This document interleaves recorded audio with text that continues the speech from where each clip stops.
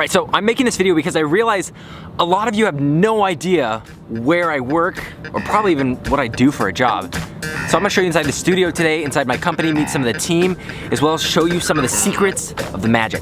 Alright, not all the secrets. I can't show you these. Can't show you. Unfortunately, I can't over there. Like legally, we're not. But I'll show you everything else, so let's go.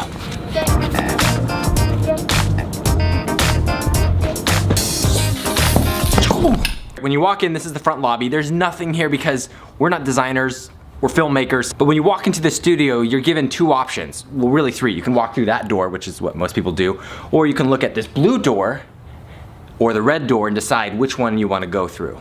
But for now, let's go through the main entrance. So this is like the common room of the studio where generally we'll do team meetings or people may eat lunch, hang out. This is kind of just a passway to either the bathrooms or the snacks. So the studio warehouse is broken up into office spaces where people can actually get work done, and then the production section in the main warehouse. Let me show you the most important areas in this main hub. This is one of my favorite areas because obviously there's snacks. If you want to know a real secret, the reason I wear hats is so I can fix my hair. Contrary to popular belief, I do not wear hats because I want to look young forever. Even though I do want to look young, but I'm actually half Asian, so don't have to worry about that.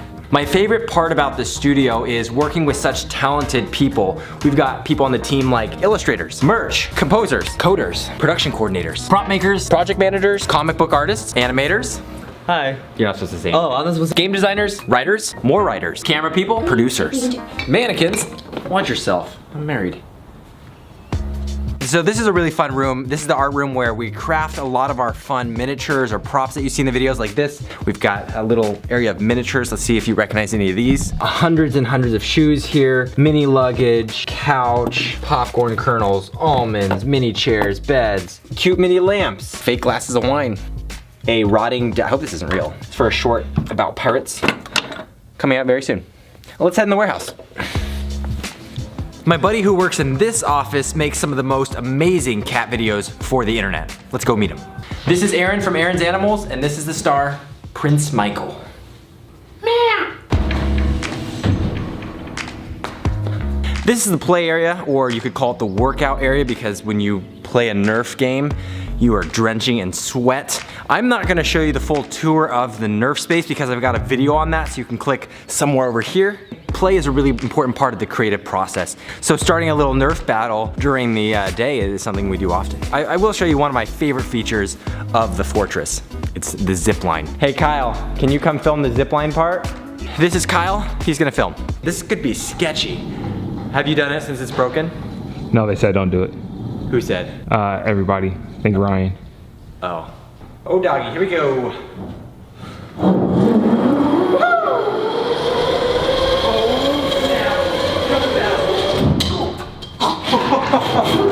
Dude, that is kind of sketchy. Hey, Kyle, can I get a ladder? But this is where the art team does a lot of the manufacturing of the props and the construction, and actually they have a massive collection of wood. I'm gonna show you that. It actually looks like a junk pile.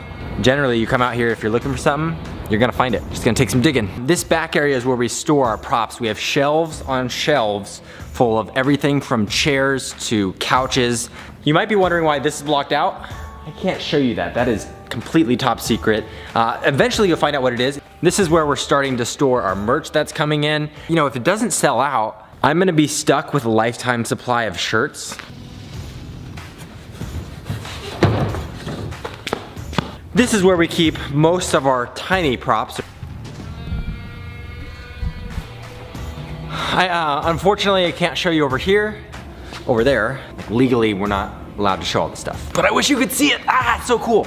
Let's go on the roof. All right, this is one of my favorite places at the studio. The first time I came up here when we rented the building, I almost peed my pants because this is freaking high. I thought we could just chill and have a little heart-to-heart up here. I am excited about the internet space. A lot of you probably don't even know my story of how I got started on the internet making these videos. You know, I've always loved filmmaking since I was 7 years old. Kind of knew from watching these movies that I wanted to make them for other people. That's what has always been my heart in creating, is like creating for the audience, creating for you guys, creating to see people's reaction. Oh, that sound. I just wanted some peace and quiet, but there's actually... We moved into the studio, we didn't realize we were right next to the train tracks. I grew up in Portland, Oregon. I applied to a film school down here in Los Angeles, got a rejection letter, but I was like, you know, I'm still gonna go down to the school to do the general ed. So I came down to Biola University. And during that first year, out of curiosity and a little bit of boredom, wanting to put my energy into something, I created a YouTube channel. This is 2007, 2008. This first YouTube channel that I had probably had about 40 or 50,000 followers. I didn't have a way to monetize on YouTube at the time. So I went and created these DVD courses that were like 8 to 10 hours long, and I was shipping them from my dorm room. And I actually paid off all of my university with that money. I never got an outside job. And by the time I graduated, I was still on YouTube. And to me, this was gonna be my job for the rest of my life. And then I got really lucky, and everyone kind of has their lucky breaks multiple times, often throughout their career. And Vine was my first lucky break. I mean, for some reason, from the beginning, I've never seen a platform grow like that. I post my first Vine, it gets 100,000 revines. I'm still trying to figure out what the heck is a revine. I'm grabbing my roommates, other creative people in the house that I was living in with 9 other guys. I'm grabbing them going like, hey, help me film this video, and like, or help me write this idea. I need help right now, or you need to hold the camera, because we are making magic at such a fast pace. We were making these videos out of a garage that we were renting, and eventually we were like, you know, we don't have enough space in here to create, / there's cockroaches and rats and it's disgusting. And I remember at the time it was a big leap of faith for me. I was like, I'm gonna rent a house. Committing for a year-long lease absolutely freaked me out. But it's really neat seeing the journey here, because we did not get our safety deposit back on the house. Thank you. Not working.